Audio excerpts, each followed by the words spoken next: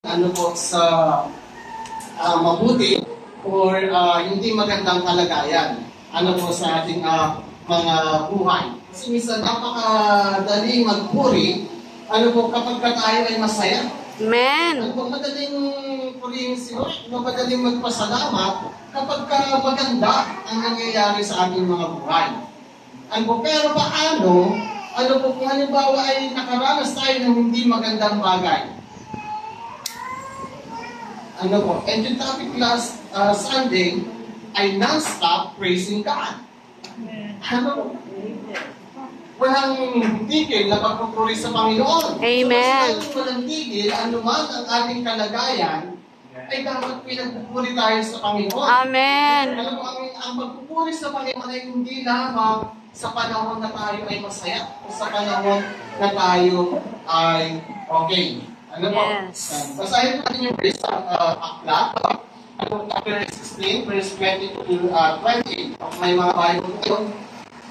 Buksan po ninyo. Kung ano man, nandito naman sa screen. Sabi po dito, nagsali ang mga tao sa panalak sa kanila at pinahuwas sila ng mga pinuno at ipinahagpit.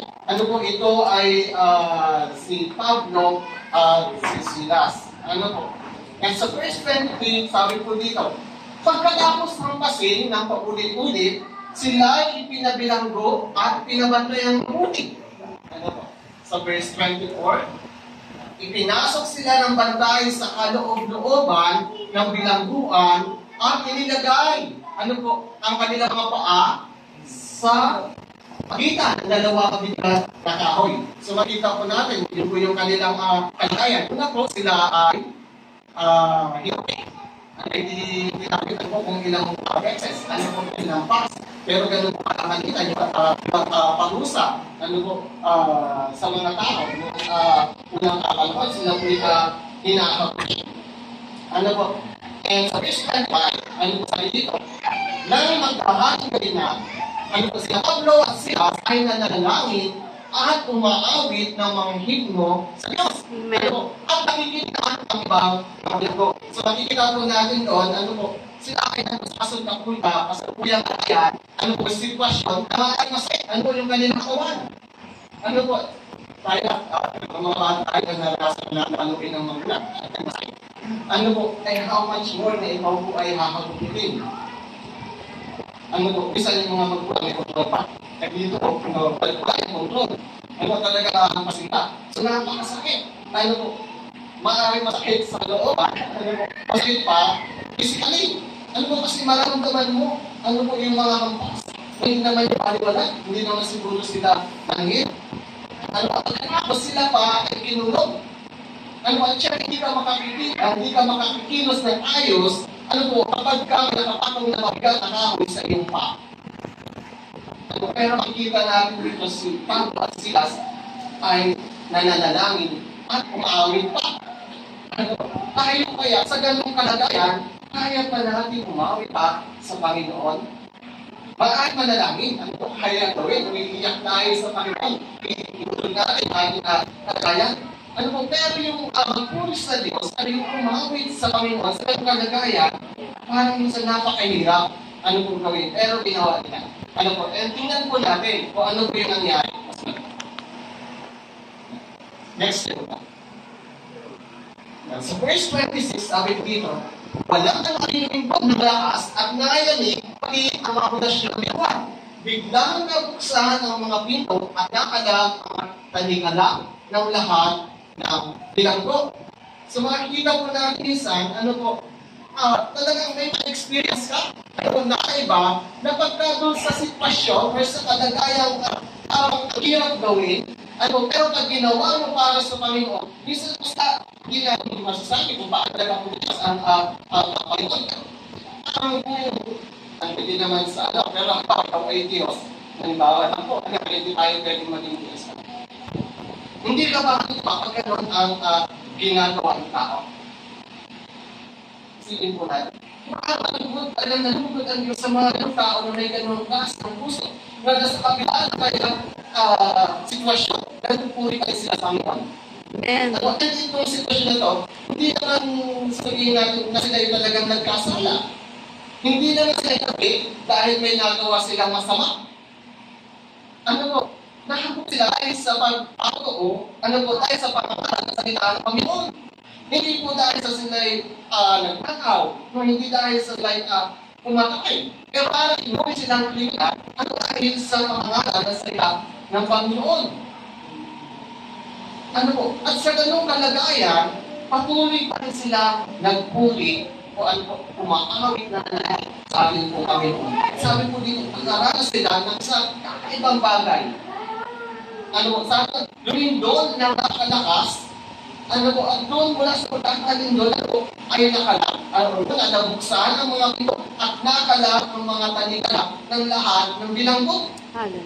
Isipin po natin, nakalam? Yung mga tanikala?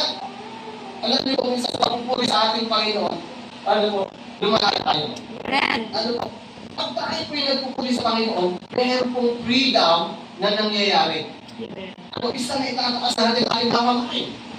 Dahil sa pagpupuri sa ating Panginoon, isa na papalitan ng ating mga kamay dahil sa pagpupuri sa Panginoon. Amen! Hindi gawin, pag tayo ay masaya, pag-ayos po ang ating buhay, pero nasubok po ang pagpupuri minsan, pagsamba sa Panginoon, pagka nasa sitwasyon tayo o kalagayang medyo sabihin natin mahirap.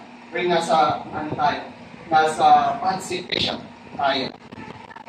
Struggle tayo ng ating nagdadaanan. It's a challenge. Pero minsan po sa bagay nito, mas lalong kumilos ang Panginoon. Tayo ay patuloy na nagpupuri sa Kanya. Non-stop praising God. Praise God. Or purihin natin ang Panginoon sa pagkaya at masama kalagayan o sitwasyon natin. Amen po. Basta, tuloy-tuloy po namin. Pagkatapos po ayun na yung natin. Panginoon, nakalag, yung mga tanikala. And nagising yung bantay. Sabi ko, nagising ang bantay bilang buwan. At makita niya bukas ang mga pinto, nakalang nakatakas ang mga binanggo. Dahil dito'y binulot niya ang kanyang tabak at magpapakamatay na sana. Kasi responsibility niya yun bilang kakay. Makatakas ang mga binanggo. Sa kanya ang sisi. So, wala siya parang ipag-choice. Siguro mas malala ang kanyang sasapitin. Naisip niya siguro kung siya ay buhay. So, naisip niya magpakamatay na lamang. Pero sa verse 28, sabi dito, kung isigaw sa tapos niya, huwag mo saktan ang iyong sarili, narito kami lahat. Pag diretso po natin, yung grace, conversation pa doon, at sabi nung guard, or sabi po nung bantay, paano mo matatanggap si Jesus? At tayo sa ganung pangyayari sa tao na nakitas? Yung sitwasyon? Sila ay hinagupit, sila ay nabilanggo, pero ang pagkilos ng Panginoon ay nandun. Nasa nila ang wala ng Panginoon nakikita sa lahat. Dahil sa ganung sitwasyon, yung bantay ay nakakilala sa Panginoong Jesus. Talagang nakatuloy-tuloy ang pagpuri at ang pagbibigay natin ng pagpuri sa Panginoon. Amen po. Diretso na po tayo. Ito yung number 1. When do we usually praise God? Kailan ba madalas ang tao ay nagpupuri o nagpapasalamat sa Diyos? Kailan ba tayo nagpupuri sa Panginoon? Kailan natin nagpasalamat kay Lord? Kailan tayo huli nagpasalamat sa Panginoon? Kailan natin pinangangalan ang kanyang pangalan? Kuyatan, habang nag-praise and worship, ako ng kamay, nagpuri ako sa Panginoon. Pero kailan kadalasan nagpupuri ang tao sa Panginoon? Isa-isahin po natin. Kapag ang tao, pag tayo po ay ligtas, kapag maayos ang ating kalikasan, or maayos ang ating kalagayan, tayo po ay straight, wala mas nangyari sa atin, minsan nagpapasalamat tayo sa Panginoon. Pinagpupuri tayo sa Panginoon. Nung ikaw po ay umalis, nakabalik ka ng ligtas. Minsan ang mga tao ay nagpapasalamat sa Diyos. Minsan nagpagal ka sa ng aeroplano. Lahat ng mga aeroplano, may mga pagkakataon na yung mga pasahero ay bumapalakpak. Kasi nakapalakpak sila sa safe. Or kaya, minsan nagpagkahit tayo, and kamangkitikan na, sa aksidente, and sa ganung sitwasyon, sa ganung pangyayari, nagpasalamat tayo nagpupuli tayo sa Panginoon. Lord, salamat kasi ingatan niyo kami, hindi niyo kami pinabayaan. Kaya kadalasan ng tao, nagpupuli sila sa Panginoon, sa mabubuting bagay na kanilang nararanasan. Ang hindi lang kumbaga minsan, nakaranas tayo ng mabuti, pero hindi pa rin nagpupuli sa Panginoon. Na parang kakainan mo yun. Pero kadalasan, ang tao po, or ang mananampalataya ay nagpupuli sa Panginoon ng papasalamat kayo. Pagka maayos ang kanilang kalagayan, pagka silang po ay safe. Next po. When something good, happen to us. Kapag mabuti nangyari sa akin, ano po yung mga example? Ano po ng mga mabuting nangyari sa akin? For example, tayo po ay may trabaho. At tayo ay nakakanta sa ating trabaho. Tayo ay masaya. Minsan, ipapatutuon pa natin. Nagpapasalamat sa Panginoon kasi nag-apply ako sa ganitong company and natanggap ko. So nagpapasalamat tayo. Nagpapasalamat tayo sa Diyos. Nagpupuli tayo sa Diyos kapag tayo po ay na-promote. Nag-increase po yung ating salary. Nagpupuli tayo sa Diyos. Tayo po ay masaya.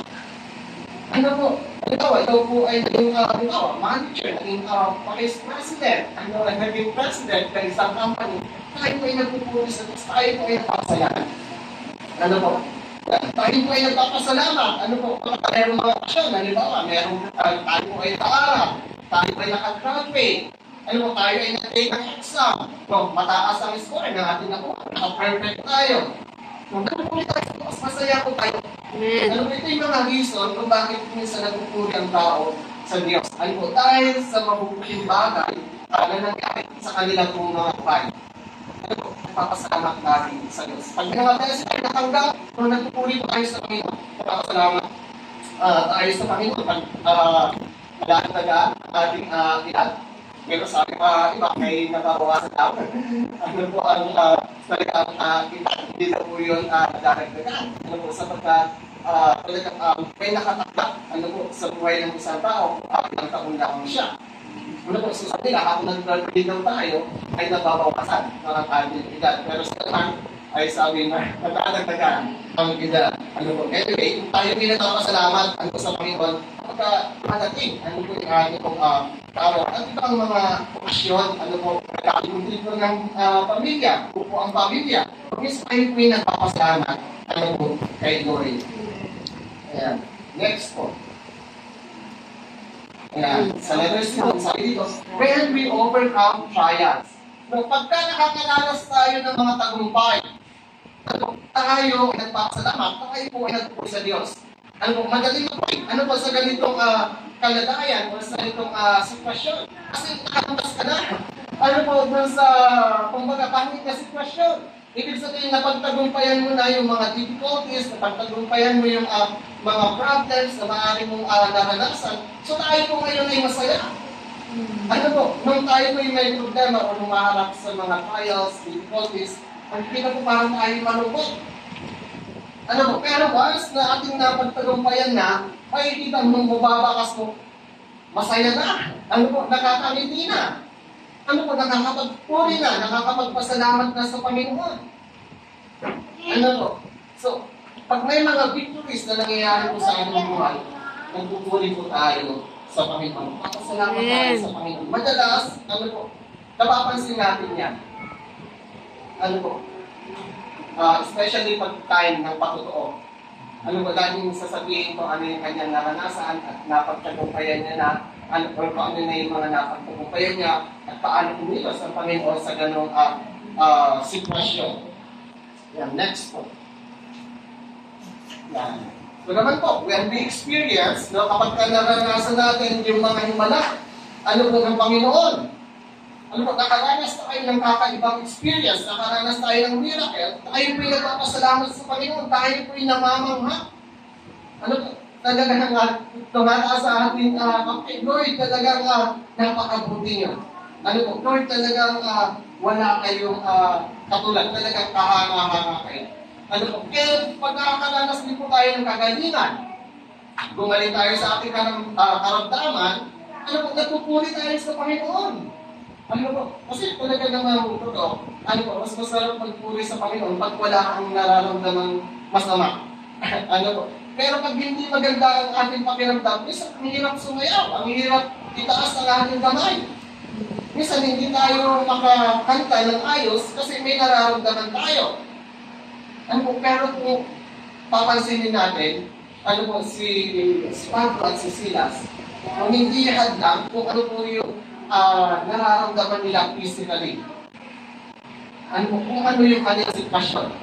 Makikita natin sa ganung kalagayan, patuloy pa rin sila nananangin, patuloy pa rin silang maawit, ano po, nagpuri, ano po, sa Diyos. But sometimes, nagpapasalamat tayo sa Panginoon, nagpupuri tayo, kadalasan na natin ito pag may mga nagpapatuto. At kami itong mga answered prayers. Ano po, kapag kayo ating panalangin ay inuwan ng Panginoon, wow, Lord! The best na talaga! Ano po, kaya tayo kasi inuwan ng Panginoon ang ating pong panalangin. Magaling, magpuri. Pero sa ganong sitwasyon. Ano po? Next po. Ito yung unang pananaman. Ano po? During worship service. Ano po? Maganda ang tutugan. Ano po? Maganda yung music. Ano po? Naintindihan natin yung lyrics. Minsan, masarap magpuri kay Lord. Ano po? Mas maganda yung tao. Ano po? Nagpupuri kapag maganda sa kanilang pakinig ng kanta. Ano po? Pag hindi naman minsan ang kanta, minsan parang mahirap din magpuri sa Panginoon. Ano po? Pagka-worship ngayon po, hindi maayos mo yung music. Minsan parang ang hirap din. Ano po? Pumalakpak or magpuri sa Panginoon. Ano po? Naaapektuhan tayo. Ano po? Minsan ang mga sitwasyon. Pero kadalasan ang mga tao po na pag-pumunta sa church ay tayo ng praise and worship. Sila pinagpupuri. Ano po? Nagpapasalamat sa ating Panginoon. Kaya hindi lang, marami pang mga reason or mabubuti na kapaan ano po, nakawanasan ng tao na nagdudulog po sa kanila ano po, sa sitwasyon na talagang tinataas ang kamay para purihin ang Panginoon. Yan. Next slide. Ito din po nangyayari ano po, sa atin bilang isang mananampalataya. Ano po? Sometimes we praise God based on our emotion. Madalas po nangyayari. Ano, ang tao ay nagpupuri lamang sa Panginoon, depende sa kanilang emosyon. Depende sa kanilang nararamdaman. Ano po? Amen po ba? Na-experience ko po ba yung ganyang kalagayan? Pero dumaan po ba tayo sa ganyang kalagayan bilang isang Christian? Ano po, nagpupuri lang tayo sa Panginoon pagka tayo po ay masaya. Uy, nandito ang aking mga kaibigan. Ang masarap magpuri sa Panginoon. Maganda ang iyong gising. Ano po, maayos ang iyong kalagayan. Wow, parang excited tayo magpuri sa Panginoon. Ano po, minsan nakabase sa emosyon. Minsan nakabase sa kung ano po yung iyong kasalukuyang kalagayan. Pero tingnan po natin, pag ang isang tao ay pumasok sa church, tapos kung meron siyang problema, may mabigat na pinagdadaanan. Minsan po, during worship time, minsan parang ang hirap pumalakpak. Minsan, ano po, parang ang hirap itaas ng kamay. Parang ang hirap lumikit. Ano po, kapag tayo ay may mabigat na pinagdadaanan, kapag tayo po ay may mga problema, pag tayo po ay malungkot, ano po, minsan masigla yung awit. Kung sa halip na maging masigla, parang nagiging malungkot. Ano yung awit? Yung mga panahon na gano'n po yung nangyayari, may mga sitwasyon na gano'n po yung nangyayari, na nagpupuri ang isang tao o nagpupuri isang mananampalataya, base na lamang sa kanyang emosyon. Base sa kung ano po yung kanyang kalagayan. Pero hindi po dapat gano'n. Sabi nga po kasi, non-stop praising God. Hindi nakabase sa kung ano ang iyong sitwasyon. Minsan nga po, yan, kung makita natin ba, dun sa experience ng Pablo at Silas, during na sila'y nananalangin, at habang sila ay umaawit sa Panginoon, ano, lumindol at may nakalagatan ka, may mga nakalaya. Bakit ganun din po? Parang tayo pagtaas natin sa church, mabigat ang ating penda. Pero once na tayo po ay nagpuli sa Panginoon, makapansin po natin, gumagaan ang ating pakiramdam. Amen. Minsan lang talaga, kasi isip natin, parang pagpasok natin sa church, ang isipan pa din natin ay nabuo sa ating kagayan. Pero pagka aking isip, ay nandito ako sa church, papuliin si Lord, minsan talaga agaan ang iyong pakiramdam. Amen. Ang mga talikala na nakakala pag tayo po ay napupuli at sumasamba sa ating buhay. May mga bagay na naaalis ano po sa ating mga buhay kapag tayo po ay sumasamba at napupuli sa ating pong Panginoon. Kaya next slide po. Yan, ito yung point. Ano po? We should remember that we praise God for who He is and it is not about us. Amen. Ano natin kalilimutan? Ano po, na tayo po ay nagpupuri sa Panginoon dahil sa kung sino siya. Amen. Alam mo, hindi dahil hindi nagpupuri sa Panginoon dahil lang sa mga bagay na iyong naranasan. Hindi dahil nagpupuri sa Panginoon dahil maganda ang kalagayan. So dapat nagpupuri tayo sa Panginoon sapagkat siya ay Diyos. Amen. Yun yung reason bakit tayo kumakanta. Bakit tayo sumasamba. Hindi lang dahil sa mga bagay o mabubuti ang mga bagay na atin po nanganganasan. Kaya ako masasabi nga na, praise God in good and bad times. Amen. Non-stop praising God. Kung wala mong bahay na pagpupuri sa ating pong Panginoon. Amen. Yan. Meron po akong isang kanta, ano pong na naalala, ano po, parang before lagi kong nakakakailan, ano po kapag kami nakasakay sa sakyan nila natin, ano ito po yung sa casting town, ano po yung ito po yung ano lang, chorus lang. Pero napakaganda po yung list. Ano po sabi dito? No, and I praise you in this storm. Ano po yung sabi doon, na nagpupuli siya tapos ng storm. Pero pagkatapos ng pagkaw, kundi during the storm, ano po sabi niya, pupulihin po ang Panginoon. Ano po, dapat ganun din yung ating mindset. Ano po, na hindi pag nakaos na natin, nalakas natin yung problems, kasi ganun kadalasan eh, pagpaling tayo sa tayo nagpapasalamat sa Panginoon. Ano po, pero habang may mga nararamdaman tayo, minsan, ano po, parang hindi natin purihin ang Panginoon. Ano po, or nasa kasalukuyan tayo, nasa mahirap na sitwasyon, nandun tayo sa kasalukuyan ang problema na ating kinakaharap, hindi pa tayo kapagpasalamat sa Panginoon. Pero sabi doon, and I praise you in the storm. Kasi nandun pa siya sa kasalukuyan kalagayan, pero pupiliin niya ang Panginoon. Napakaganda. Next, talaga na po din. Sabi doon, pabalik. So may sample.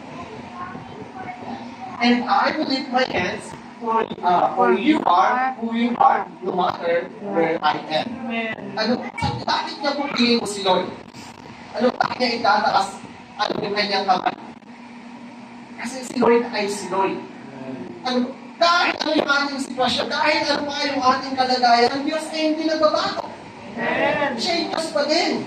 Na hindi po ibig sabihin na tayo nakakaranas ng problema ay wala na ang Diyos. Hindi po ibig sabihin na tayo gumaling sa ating karamdaman ay wala ang Diyos. Ang Diyos ay Diyos. Hindi po nagbabago. Siya noon, ngayon, or sa kasalukuyan at sa darating. Hindi nagbabago ang Diyos. So kahit ano pa man ang ating sitwasyon, magagawa natin pulihin ang Panginoon kung hindi tayo titingin sa ating sitwasyon. At ang titingnan natin ay kung sino ba ang Diyos. Ano kaganda? Yeah, next slide. Yeah, sabi ko dito. And every tear I cry, you hold in your hands. Ano, wala. Every tear I cry.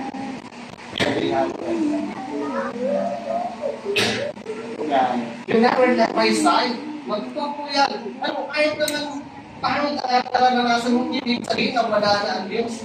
Patuloy siya, nandiyan. Ang ibig sabihin, ayaw mo yung pinapabayaan. Ano, ng Amen. Kaya sabi niya, Hallelujah. and though my heart is suffering, ang aking kalagayan, ang puso ko ay nagpapagama. Ano po, masakit ang ating nararamdaman, sabi na dito, I will praise you in this storm. Napakaganda awitin. Hindi ko lang makakita. Pero, sa tingnan niyo po, napakaganda ng awitin. Ang title po, yan, nagpumulong pa eh. So, I will praise you in this storm. Ano, bilang pagpapaalala lang sa atin, sa anumang sitwasyon, anumang kalagayan, purihin po natin ang Panginoon. Non-stop praising God. Amen. In bad times, purihin po natin si Lord. Ayan. Punta na tayo sa next slide. Praise God for whom He is. So, purihin natin si Lord sa kung sino siya. Hindi nakabase sa sitwasyon. Hindi nakabase sa aking mood. Parang muna ako sa ngayon. Parang yung itaas ng aking kasi hindi pa ganun. Ano po? Parang ang hirap itaas ng aking hirap pumanap. Pero it's fine. Ano po? Sa sitwasyon, mas lalo mong i-decide na purihin ang Panginoon.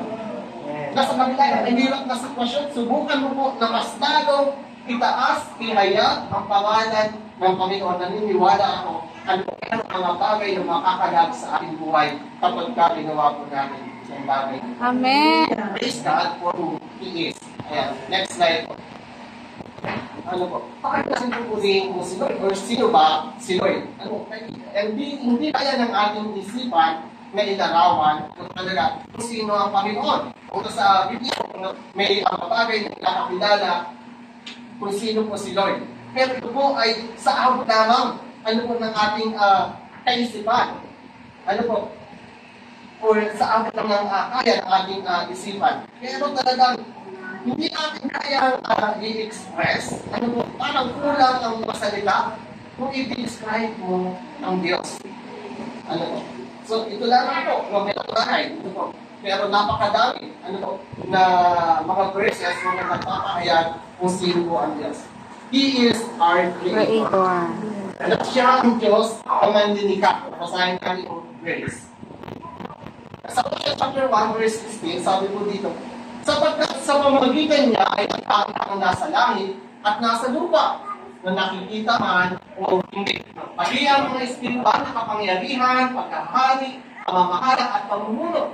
Ang lahat ay nilikha ng Diyos sa pamamagitan niya at para sa Kanya. Kaya alam natin na ang Diyos na siyang manlilikha. Amen. Ano, na ang Diyos ang may hawak ng lahat ng bagay. Maaaring ganito ang aking sitwasyon ngayon. Maaaring pangit ang aking sitwasyon ngayon. Pero ang Diyos ay manlilikha at kaya niyang baguhin ang aking kalagayan. So there is no reason para hindi ko siya purihin. Yes. Ano ba, walang dahilan para hindi mo purihin ang Diyos. Sapagkat nananatiling siya ay siya. Nananatili ang kanyang pagka-Diyos. Hindi po nagbabago. Hindi po dahil bakit ang ating nararanasan, hindi po dahil tayo ay may problema, ay masama na ang Diyos. Ang Diyos ay nananatiling mabuti po sa kabila ng anumang bagay na ating pong nararanasan. Yan. Next verse po tayo. Sa Isaiah chapter 45, verse 12, sabi naman po dito, ako ang lumikha ng buong daigdig, pati mga taong buoy tumatahan. Maging ang kalangitan, ako ang nagdagdag. Ako ang may kapangyarihan sa araw, buwan, at mga bituin. Dito po inihahayag kung gaano kadakila ang Panginoon. Ano po, kung gaano kalawak ang kanyang kapangyarihan sa pamamagitan ng kanyang paglikha. Talagang dapat natin purihin po si God. The next time po. Kung natin ang God is love. Pag maayos ang ating kalagayan, minsan, wow, Lord, salamat sa iyong pag-ibig. Pero pag minsan, dumaan tayo sa problem, dumaan tayo sa trial, huwag pa din natin kalimutan na God is love. Huwag natin isipin na dahil ganito ang ating sitwasyon, hindi na tayo mahal ng Diyos. Hindi dahil pangit kung sa ating nararanasan, ay hindi na tayo mahal. Ang Diyos ay pag-ibig at nananatili ang kanyang pag-ibig anuman ang sitwasyon na ating pinagdadaanan. Amen. Let's praise God. Kahit nandun pa sa kalagayang hindi maayos o hindi maganda. Kahit tayo nasa kasulukuyang problema, pulihin pa din natin ang Panginoon. God is love. Yeah, let's start. Sabi po sa 1 John chapter 4 verse 8, ang hindi umiibig ay hindi kilala sa Diyos, sapagkat ang Diyos ay pag-ibig. Kung sino siya, ay siya po nananatili yan, hindi po nagbabago. Yeah, next slide. Sa Romans chapter 5 verse 3-5, sabi naman po dito, hindi lamang yan, ikinagagalak din natin ang mga kahirapang ating linis. Sabi po si Apostol Paul. Sabi na, kinakagalak pa, ano po yung mga kahirapang linis? Sino po kaya, kung iisipin na, normal ba ang tao ganito? Nagagalak pagka siya ay may iisip? Nagagalak pag siya ay nagbibirap? Pero tingnan po natin yung kanyang isipan. Sabi mo dito, dahil alam natin ito'y nagbubunga ng pagtsatsaga. Ito, minsan natin ang ating isipan, bakit ka magagalak? Ay ganyan ka ang iyong nararanasan. Pero sabi ni Apostol Paul, sabi niya, ang kahirapan o ang mga iisip, ito'y nagbubunga ng pagtsatsaga. Sa positibong isipan pa rin. At sabi niya dito, yan. Ang pagtsatsaga ay nagbubunga ng mabuting pagkatao. Ang positibo pa rin. Sabi niya doon, ang mabuting pagkatao ay nagbubunga ng pag-asa. Amen. Hindi na ano kanyang pag-asa kahit nasa kalagayang or sabi, nandun sa meron siyang kahirapan or may mga bagay na tinitiis. Ano po? Nagpupuri pa din sa Diyos. Sapagkat sa kauli-ulihan, sabi niya, ito'y nagbubunga ng pag-asa. Kung hindi nawawala ang kanyang pag-asa. Kaya siguro kahit sa ganung sitwasyon, pag nagsusunod siya, sabi ng buwan, sabi niya pa rin, maganda kayo. Kung inuulit mo, maganda kayo. O magpasalamat kayo sa Diyos. Ano mo, sa lahat ng bagay. Amen. Kaya next slide po. At sabi ko dito sa verse 5, at hindi tayo binibigo ng pag-asang ito sapagkat ang pag-ibig ng Diyos ay ibinuhos na sa ating mga puso sa pag-ibig ng Espiritu Santo na pinagkaloob sa atin. Amen. Dahil sa pag-ibig ng Diyos. Grabe yung experience ni Apostol Pablo nang naranasan niya ang pag-ibig ng Diyos. Kaya sa ganung kalagayan, sa ganung sitwasyon, nagpupuri pa rin at magpasalamat pa rin sa Panginoon. Bakit po? Dahil mas higit tinanggap niya na pag-ibig mula sa Diyos ay sa salita. Siya'y nandun sa ganung kalagayan. Higit yung pag-ibig na kanyang Amen. okay, ano po yung pagpupuri sa Diyos? Kaya next slide po. Ano din po dapat, ano po, tayo. Ano bang mga bagay na ating naranasan? Lord, mas higit din yung pag-ibig kaysa sa mga ganitong sitwasyon. Hindi po kayo nababago. Yan. So God is faithful. Amen. Ang Diyos na ating pinagsimulan ay tapat. Hindi po nagbabago ang Panginoon. Ang katapat niya ay nananatili. Sabi ko nga po, kahit anong sitwasyon, no, ang Diyos ay nananatili pagka siya ang lumika. Ano po, kahit tayo ay nasa kalagayang mahirap, ang Diyos ay mag-ibig pa rin. Hindi ka nagbabago. And ang Diyos ay tapat. Amen. Hindi po yan nagbabago. Tingnan mo natin yung verse. Sabi ko dito sa Hebrews chapter 20, magpapag tayo sa ating pag-asa at huwag mag-alilangan pa sapagkat tapat ang nangako sa atin. Isipin ang nagsalita, sigurado po kung 100% na yan po ay kanyang gagawin. Sapagkat siya po ay tapat. Tingnan po natin yung isang verse. Sabi po sa Numbers or mga bilang, chapter 23 verse 19, ang Diyos ay di sinungaling na tulad ng tao. Ano sabihin niya ay kanyang gawin. Yes. Kung mangako man siya, ito'y kanyang Tutuparin. kahit gaano po katagal yung panahon, pero pag nagsalita ang Diyos, pag may sinabi ang Diyos, kasi syempre nangusap sa akin, ito po'y kanyang gagawin. Yung makakahawakan, makakatiwalaan ang salita ng Diyos. Amen. Next slide. Sabi ko dito sa 1 Timothy chapter 2 verse 13, may last verse natin. Sabi ko dito, kung tayo man ay hindi tapat, kadalasan ganyan po tayo. Minsan nagkukulang tayo sa Panginoon. Minsan may sinasabi tayo pero hindi natin nagagawa. Pero sabi dito, siya ay nananatiling tapat pa rin. Amen. Sapagkat hindi niya maaaring itaklit ang kanyang sarili. Hindi po dahil sa hindi tayo tapat ay hindi natin magiging tapat ang Panginoon. Hindi niya pwedeng itaklit ang kanyang sarili. Nananatili ang kanyang katatagan. Amen. Nananatiling siya. At ang walang reason para hindi natin pilihin or para hindi natin sambahin ang Panginoon. Yes. Amen. So, ito po tayo